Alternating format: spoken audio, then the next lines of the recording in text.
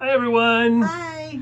It is I and Lori. It is Rachel and Lori. It is a Lori and Rachel show. Number, I don't know, but it's way past it. Yes. So, it's been busy. Not really busy. Past 2 days have been busy. 2 days have been busy, yeah. Wednesday was TDOR, which is Trans Day Remembrance. Yesterday was a panel in Stillwater. And tonight is date night. But we decided to pause date night just for you lovely folks to have a couple questions answered by our wonderful friend Matt. I think that's what we're going to do tonight. Yep.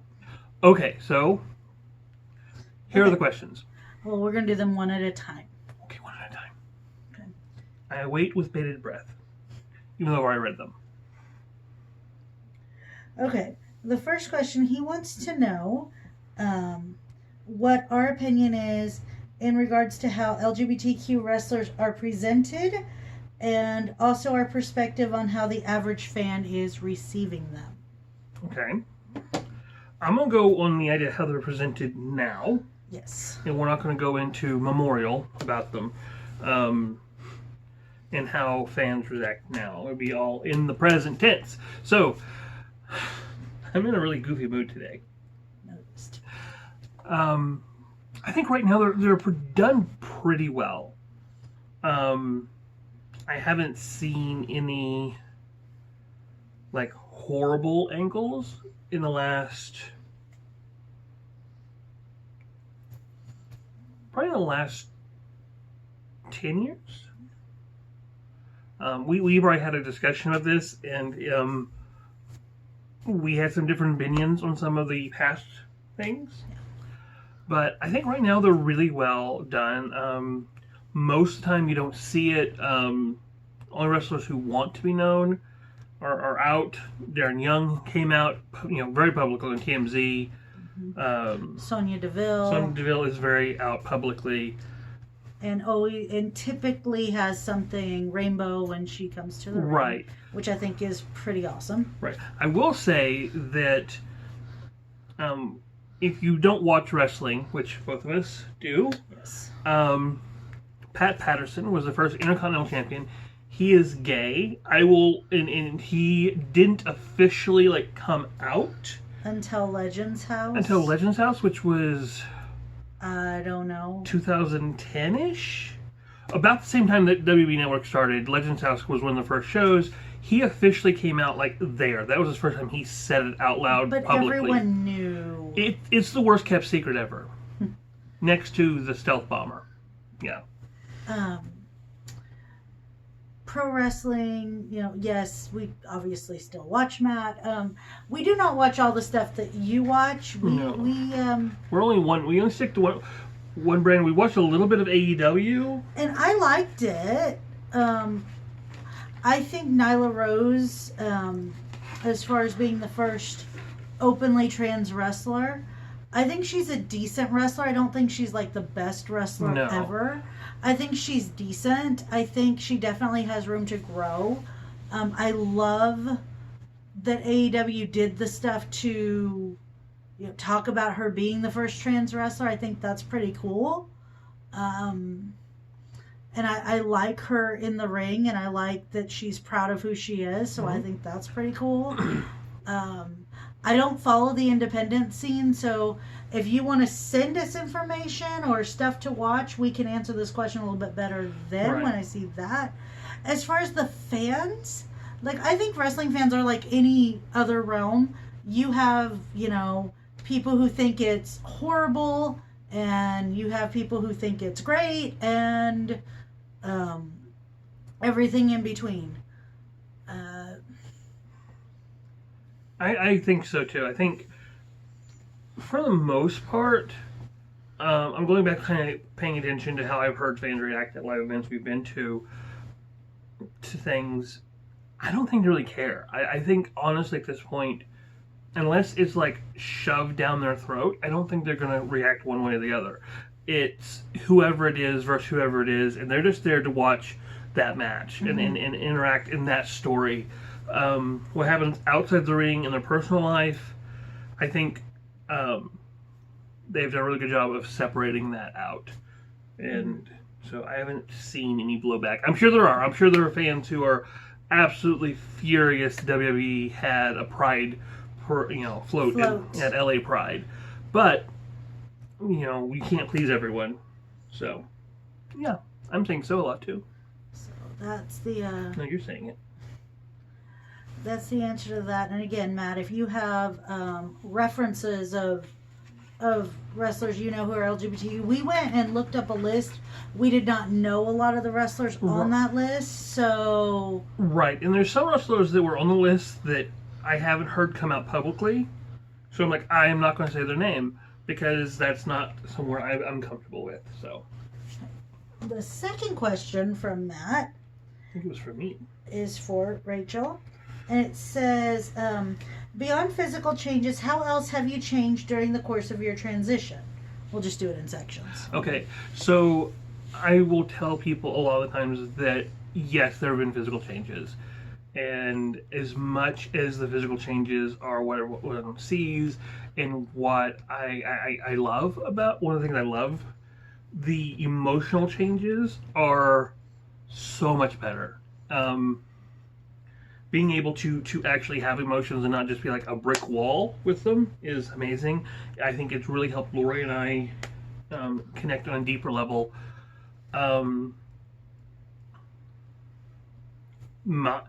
The calming effect it's had. I'm not so angry all the time. I mean, I still get angry, but now I just usually cry instead of punch things.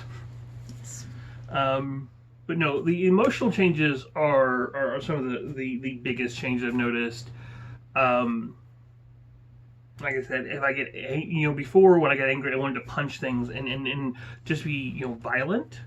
And now I just want to cry. I mean, I still want to punch things, but I want to do it while I'm crying.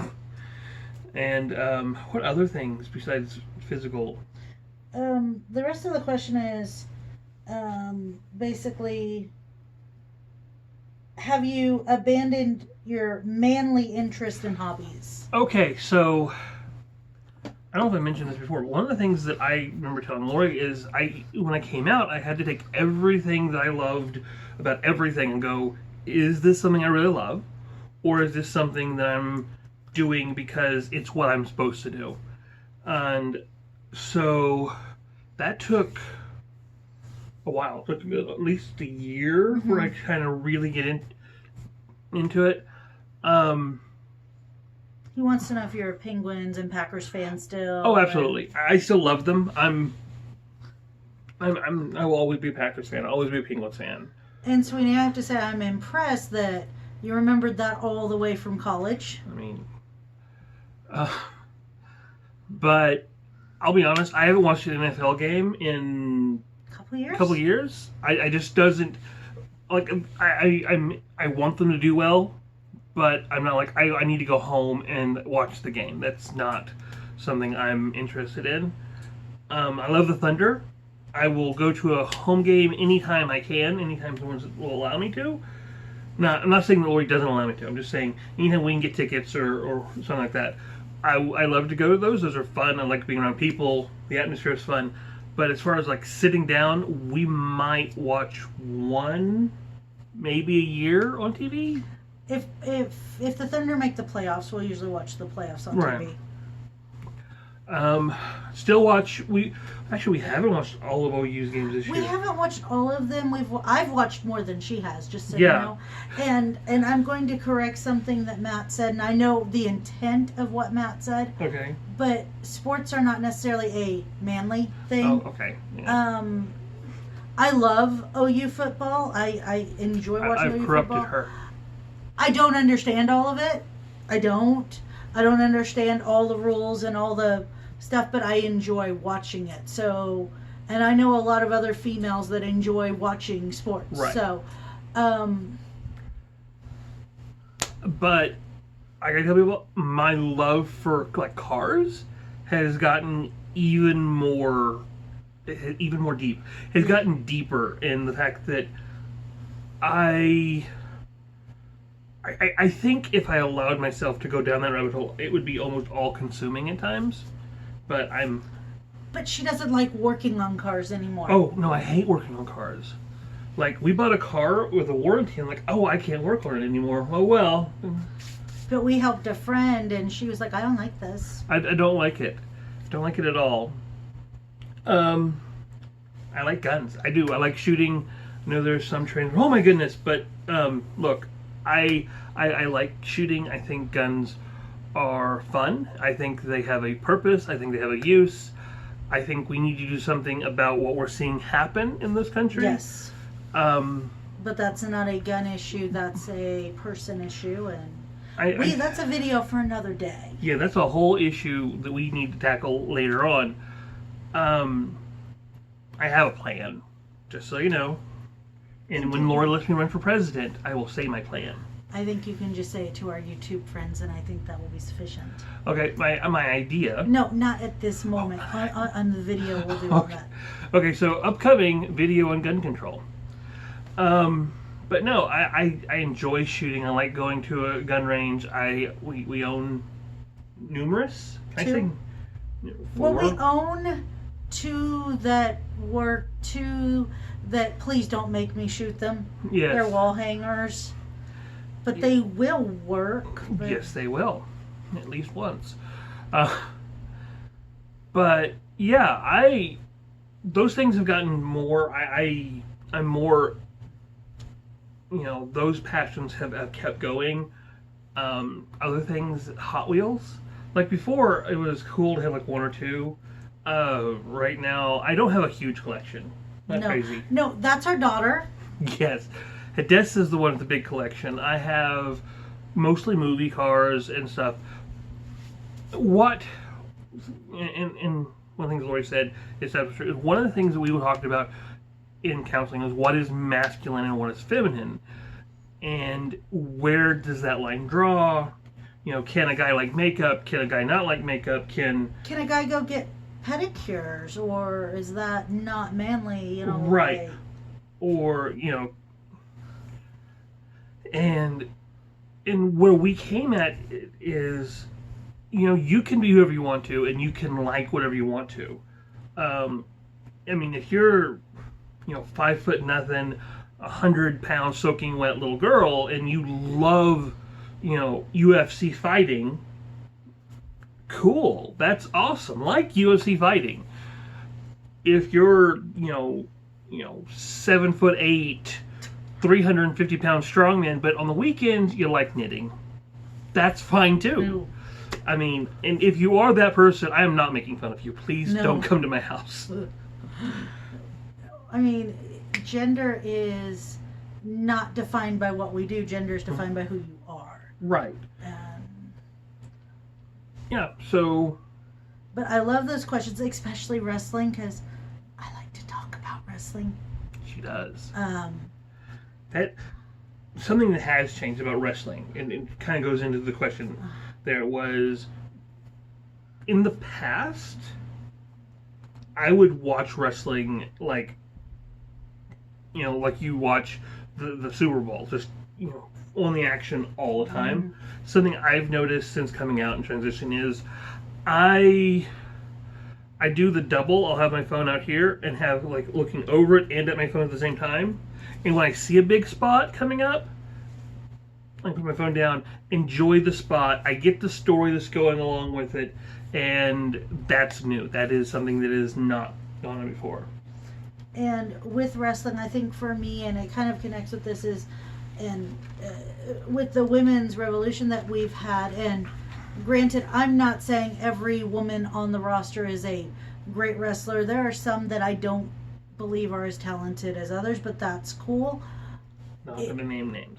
It's neat as a female to see that, and it's neat as a female to be able to show that to our daughter. Mm-hmm. And say, you can do this, and you don't have to, you know, be sexualized for it. You can actually go out and be an athlete and do that. And I think that's a really cool thing when they're all just superstars. And mm-hmm. that was huge because it took away the stigma of the women were the valets and the, you know, and I think as someone who's watched wrestling since the 80s, and to see that change from your Miss Elizabeths to your Becky Lynch's, it's a really neat it is thing to see. I know there are people who still think that way, who still think that women should be valets. I think there's some women who are insanely talented on the WWE roster who are stuck in a valet role, who have shown that they are very, very good and very, very talented in the ring and have not been used properly. And I'm not talking about Lana. No, but that's the story for another day. Yes. Anyway, Sweeney, thank you for your questions. Thank you for the questions. Again, if you're watching this for the first time, like, hey, who is this? Who are these two weird people?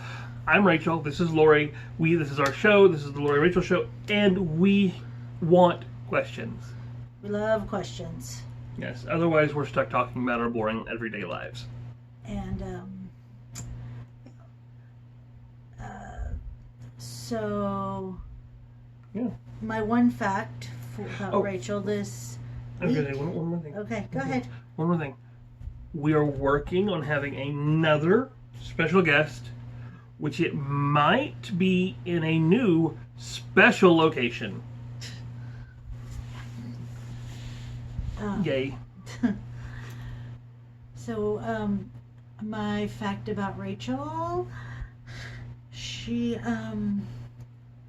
loves things that sparkle, like sequins and glitter and throwing me under the glitter bus. Yes.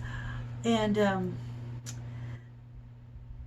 which I think is actually pretty cool. I do love glitter.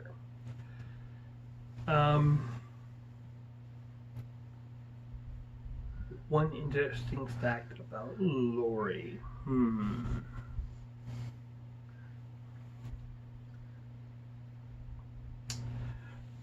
Lori is really, really, really dedicated to her kids at work. I don't know if that's a good thing or a bad thing, the way you're phrasing that. No, she's super, super dedicated. You know, she's a teacher. She works so hard on a daily basis, and then she's become this master at balancing her kids at school, and then coming home to coming home and being able to balance her family and not one of those not taking over the other. And sometimes. I'll be honest, sometimes. But she's been really, really good at it, where I see other people struggle on a pretty regular basis about it. So that is my interesting fact, and I'm not sucking up at all. All right, guys, thank you. We will see you maybe tomorrow. Maybe we'll jump into another show and try to catch up. Maybe we'll do another one tomorrow about our thoughts on gun control and the LGBTQ. There we go. Bum, bum, bum. Okay. We love you guys. Mwah. Bye.